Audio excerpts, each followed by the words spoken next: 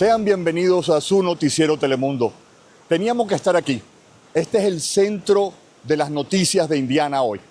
Este río River tiene más de 530 kilómetros y va recorriendo buena parte de la ciudad de Indianápolis. Hoy es la representación de lo que la madre naturaleza puede hacer.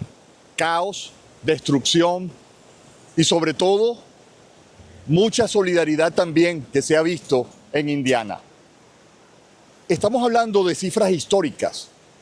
Este río, con 24.6 pies, alcanzó un pico récord durante este fin de semana, superando por casi un pie la marca histórica desde hace 150 años, 1913.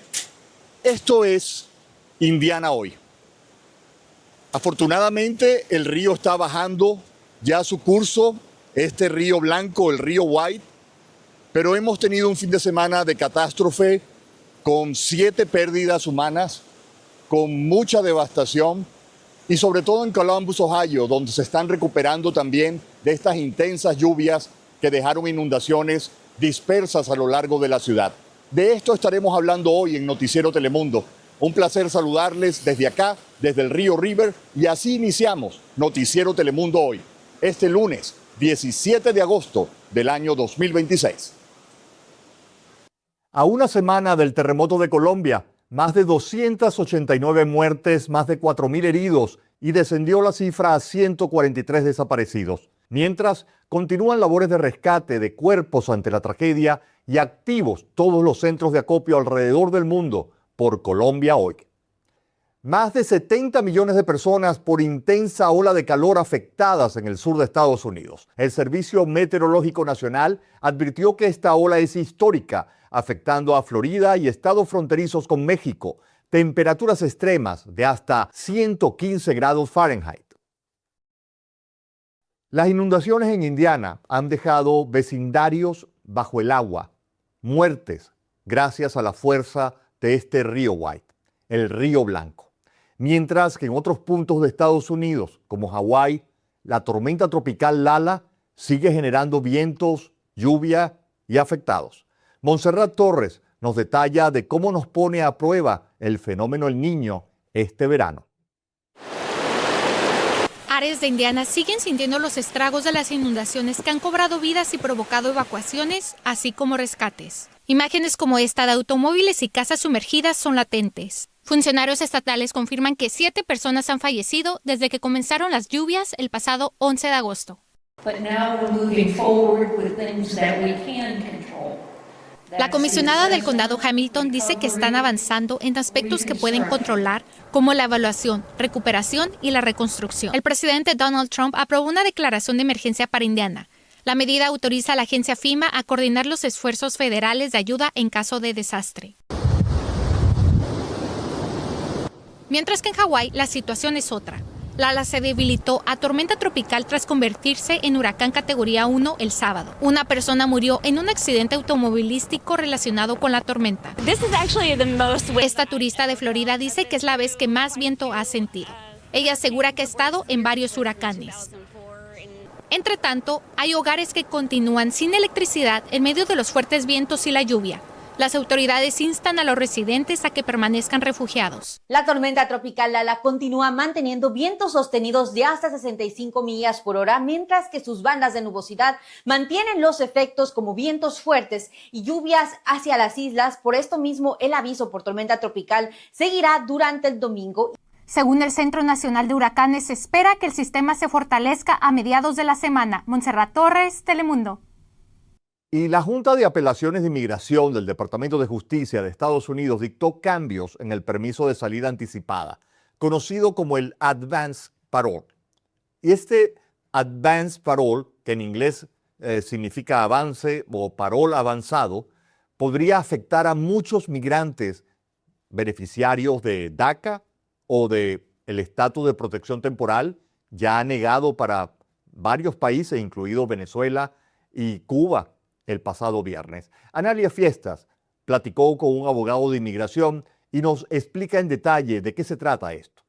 A partir del 13 de agosto entraron en vigor cambios al Advance Parole, conocido en español como permiso de viaje o permiso de salida anticipada. Advance Parole es un proceso que le permite a alguien salir de Estados Unidos bajo permiso mientras está en pendiente otro trámite migratorio. Entonces, el TPS, DACA y personas, por ejemplo, que están obteniendo la residencia por sus parejas o por el empleo, les dan un permiso de viaje internacional. El abogado de migración Jaime Barrón nos explica que la nueva decisión indica que un viaje fuera de Estados Unidos, incluso bajo Advance Parole, puede considerarse una partida o salida oficial del país, lo que podría afectar los trámites migratorios de la persona implicada. Entonces, al gobierno ahora decir que es una salida, se refiere que aquellos que se quedaron ilegalmente en Estados Unidos antes de obtener el beneficio migratorio y acumularon lo que se llama presencia ilegal, al regresar tienen un castigo de 3 o 10 años. Sin embargo, el abogado destaca que esto no significa que se han cancelado los permisos de viaje ni que todos los migrantes calificarían para el castigo de 3 o 10 años de no solicitar residencia. Ahora, como el gobierno complicó un poquito más lo del permiso de viaje, antes de partir de Estados Unidos tienen que hablar con un abogado para que sepan, oye, yo tengo algún castigo si salgo, y si sí tengo un castigo, ¿cómo me afecta? Porque muchos planeaban viajar, porque planeaban obtener la residencia por su hijo ciudadano de 21 más o por su esposa o esposo residente o ciudadano. Entonces esto hay que ver si alguien aplica o no ese castigo. Hay que estudiar cuánto tiempo se quedaron indocumentados antes de que les dieran el TPS o DACA. Barrón también recalca que la decisión es prospectiva y no retroactiva. Si alguien va a viajar mañana, puede ser afectado. Pero si alguien viajó hace 6 meses, salió y entró, nada que ver, no les afecta. Los Entiendo. Que no está muy claro es los que ahorita están fuera del país y van a entrar ahora. ¿Es la ley vieja o la ley nueva? Por lo tanto, aún queda cierta incertidumbre ante lo que esto podría significar para aquellos con DACA, TPS u otro ajuste migratorio. Recuerde que lo mejor siempre es consultar directamente con un abogado, ya que cada caso es único. Analía Fiestas, Telemundo 39. Lo que debía haber sido un viaje turístico para conocer el Gran Cañón terminó con una mujer ecuatoriana detenida por agentes de inmigración al aterrizar en Phoenix el pasado 6 de agosto. Ahora ella se encuentra en el centro de Eloy, un centro de detención de ICE, mientras su familia lucha por su liberación. Así son las noticias de nuestra gente hoy. Lo que comenzó como un viaje para cumplir un deseo de pareja, terminó separándolos. Y fuimos a viajar a Arizona para ir a ver el Gran Cañón. Diana Andreina Vera Espinosa fue detenida por agentes de inmigración en el aeropuerto Sky Harbor de Phoenix tras viajar desde California. Su esposo asegura que los oficiales se les acercaron luego de bajarse del avión. Y de ahí nomás le avisaron que se tenía que ir con ellos. Y caminaron con ella afuera y lo pusieron en un carro y se lo llevaron así. Diana y Omar se habían casado en octubre de 2025 y aseguran que desde febrero de este año habían iniciado el proceso migratorio para que Diana obtuviera su residencia. Un proceso que le ayudaría a regularizar su estatus, ya que la visa de turista se le había vencido. Mandamos una forma con la inmigración y teníamos que terminar su aplicación para su Green Card. Abogados no relacionados a este caso alertan a la comunidad indocumentada de viajes por avión, incluso si ya tiene un caso de inmigración abierto. Personas que tengan DACA, por ejemplo, sí pueden viajar. Personas las cuales tienen su residencia pueden viajar. Pero si tienes, por ejemplo, un caso de asilo pendiente, es muy preocupante que viaje. Según ICE le comunicó a Telemundo, Andreina permanece detenida en Eloy por haberse excedido el tiempo autorizado de su visa y seguirá bajo custodia mientras enfrenta un proceso de deportación. Por otra parte, Omar ahora busca que su esposa pueda obtener una fianza, mientras enfrenta una situación que, según reconoce, ya generaba preocupación en su familia antes del viaje. Y eso es lo que me avisa mi familia. Me avisaron antes de que se la llevaron, pero no les hicimos caso. Vamos a la pausa. Al regreso, lo que es noticia, el mal tiempo en Columbus, Ohio y todo lo que ha generado estas tormentas. Pasemos a revisar de inmediato nuestro panorama informativo en Columbus, Ohio. Veamos. Agosto rompió récord de lluvia. y todavía no ha terminado. Columbus registra oficialmente el cuarto inicio de agosto más húmedo desde el año 1878 debido a este patrón climático inusual. El gobernador Mike DeWine mantiene un despliegue de recursos estatales de la Guardia Nacional tras estas tormentas del fin de semana que acumularon pulgadas de lluvia y provocaron inundaciones repentinas. Pero hay controversia también por las sirenas de tornado. Los residentes de Columbus exigen explicaciones a las autoridades locales tras activarse las sirenas de alerta el sábado por la noche. El descontento surge porque las sirenas, esas mismas, no sonaron el martes pasado cuando un tornado EF1 real azotó el South Side de la ciudad, el lado sur de la ciudad, desbordándose en la región. El Servicio Meteorológico Nacional sigue manteniendo alertas activas. Zonas como Hebron, al este de Columbus, sufren inundaciones severas por el desbordamiento del río South Fork Licking, bloqueando salidas claves de la autopista I-70. Y un hombre falleció en la cercana Sanesville tras ser aplastado por un árbol derribado por la saturación del suelo por estas intensas lluvias también. Y el Tribunal de Relaciones Domésticas y el Tribunal Juvenil del Condado de Franklin suspendieron todas sus operaciones hoy. Las lluvias torrenciales del fin de semana causaron severas filtraciones e inundaciones en los pisos del edificio municipal. Se espera que reabra este martes tras reparaciones de emergencia. Y la cifra que es noticia, 67 años de cárcel por disparar a policías. El joven de 23 años, Davion Dixon, fue sentenciado hoy en Columbus a un mínimo de 67 años, un máximo que podría llegar a 72 en prisión. Dixon fue declarado culpable de intento de homicidio y agresión criminal tras disparar e herir a 2 oficiales del municipio de Mifflin. Durante el proceso judicial causó indignación al burlarse de las autoridades en una corte local. Y hoy es el Día Mundial del Peatón, 17 de agosto. Pese y da mucho dolor tener que dar parte de una trágica noticia como esta, un accidente fatal de peatón. La policía local investiga la muerte de un adulto en Cleveland Avenue el domingo tras ser atropellado consecutivamente por múltiples vehículos. Pasemos a una noticia mucho más alentadora. La banda Jonas Brothers anunció oficialmente la expansión de su gira internacional Burning Up Tour All Over Again, confirmando un concierto en el Nationwide Arena de Columbus para el próximo viernes 16 de octubre y las preventas ya iniciaron. Ahora, si usted desea explorar mucho más noticias, ingrese a telemundocolumbus.com y al regreso estaremos aquí ofreciéndole mucho más información en Noticiero Telemundo, el espacio informativo en español y con las noticias de nuestra gente.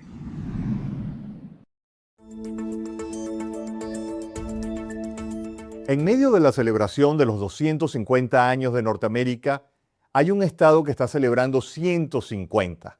Es el llamado Estado Centenario, pero realmente la historia de Colorado tiene mucho que ver con nuestra historia también, con lo latino, con lo hispano y sobre todo con los chicanos.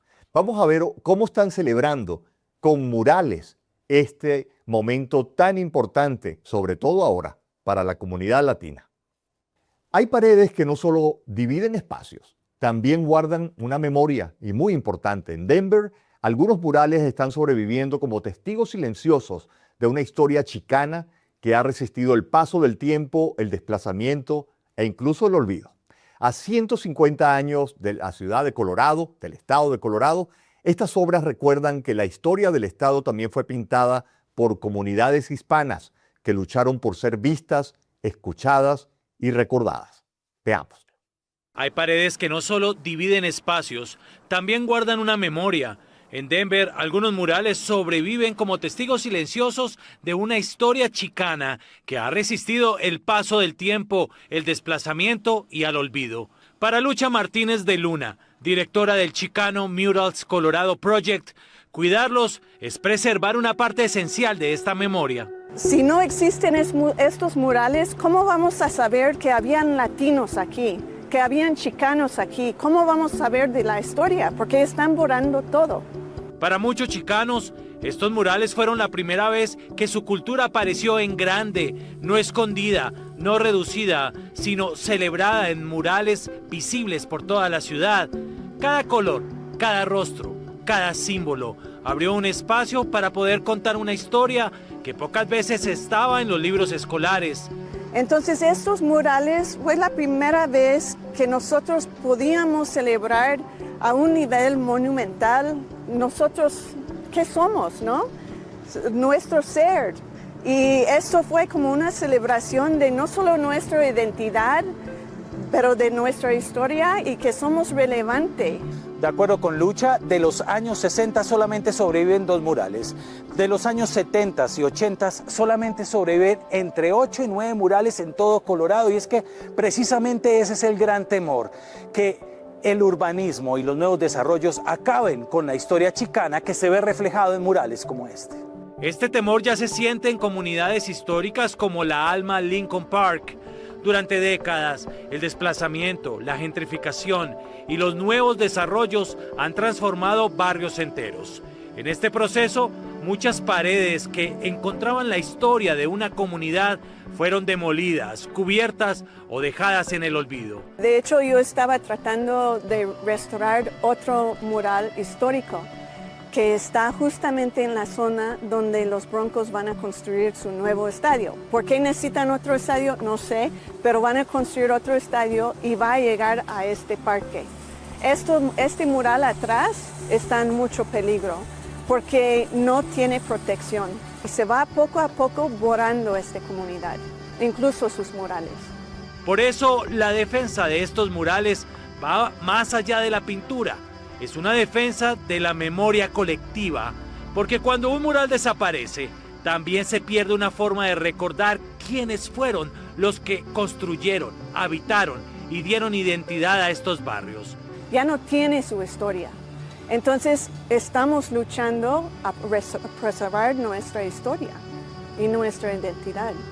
Y mientras Colorado mira hacia sus próximos 150 años, queda una pregunta frente a estas paredes. ¿Qué memorias decidirá proteger y cuáles dejará desaparecer? Al regreso de la pausa, estaremos orgullosos de ti, de una mexicana indígena que se ganó ese momento histórico de llegar a la universidad.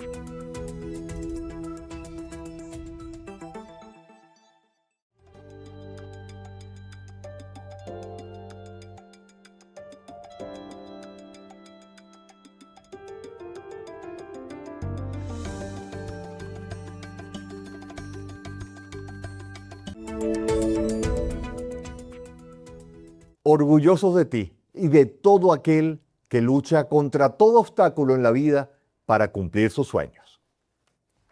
El origen no determina el destino, y la historia que van a ver a continuación de Luisa Benjamín lo demuestra claramente. Esta mujer rarámuri está rompiendo barreras y convirtiéndose en una inspiración para otras mujeres de su comunidad indígena, al cumplir un sueño que parecía imposible para ella, cursar una carrera universitaria. Orgullosos de ti. Yo nunca me imaginé llegar a estar en una universidad.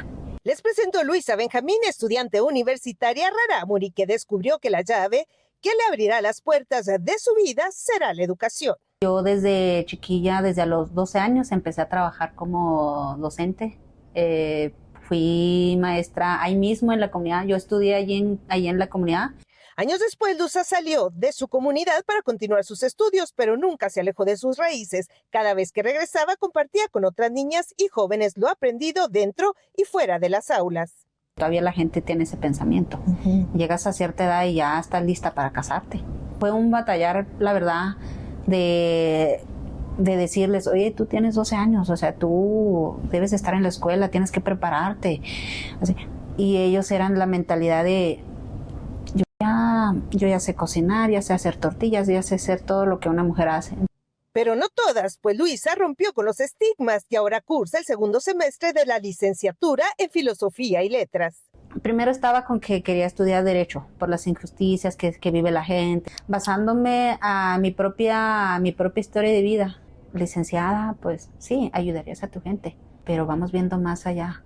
Y cuando digo, bueno, filosofía. Eso sí, siempre con la claridad que dejar la tierra y alcanzar un nivel universitario al que no todos tienen acceso no le privaría de llevar con ella sus tradiciones, pues aún en la universidad viste y calza como en su pueblo. No nomás es decir, me siento orgullosa de ser rarámuri, porque yo lo puedo decir, me siento orgullosa, pero ¿de qué me sirve decir que soy orgullosamente rarámuri si no lo vivo? Realmente inspirador. En días inhumanos, el periodismo, como nuestro oficio diario, más humano que nunca también debe ser.